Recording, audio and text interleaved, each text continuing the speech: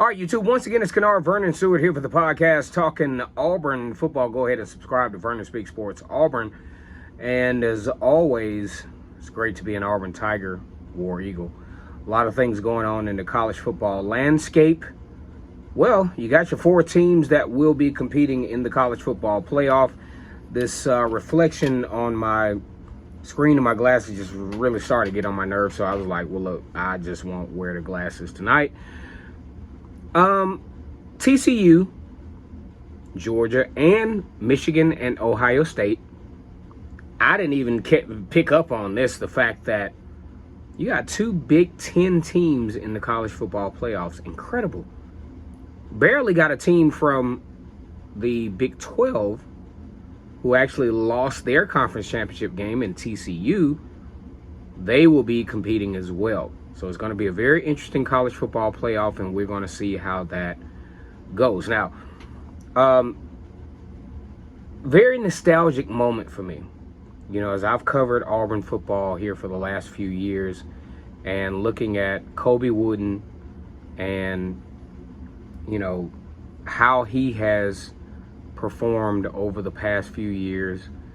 And, you know, it's just really amazing to see a kid coming out of high school and you don't know how they're going to do, you know, going to Archer High School and, you know, just really doing an excellent job at Auburn. You know, defensive player of the week several weeks in the year, second team all SEC. I mean, just a very good football player, you know, and to see these guys go from, you know, high school prospects, you know, 3-star, 4-star, and then they perform in college and reach their goals to play in the NFL, I think is absolutely incredible. Big shout out to the Auburn football Tigers.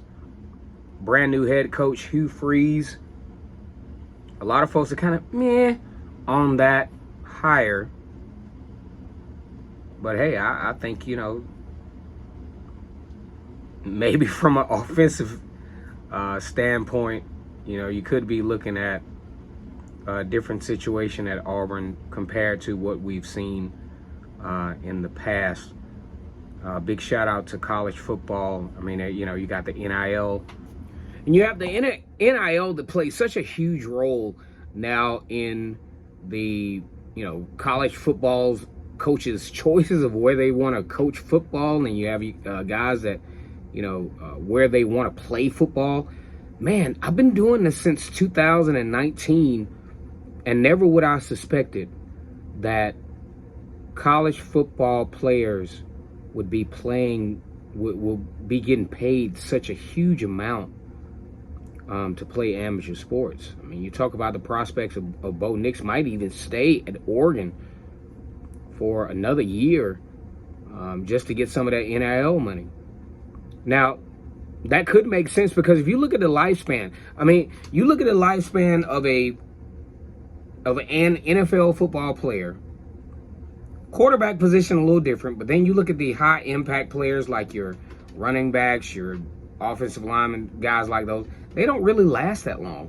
So this NIL situation could be a huge factor in how the NFL works for some of these players. But anyway, let's get back to the topic.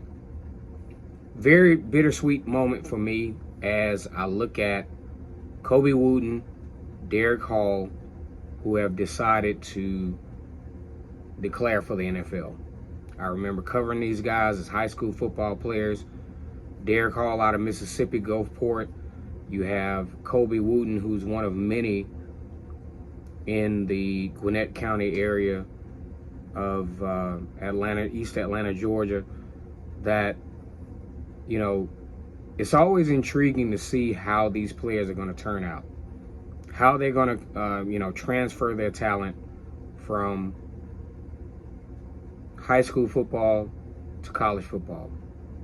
These guys, multiple times SEC Defensive Players of the Week, all SEC, you know, definitely a huge deal as these guys follow in the footsteps of many good football players on defense.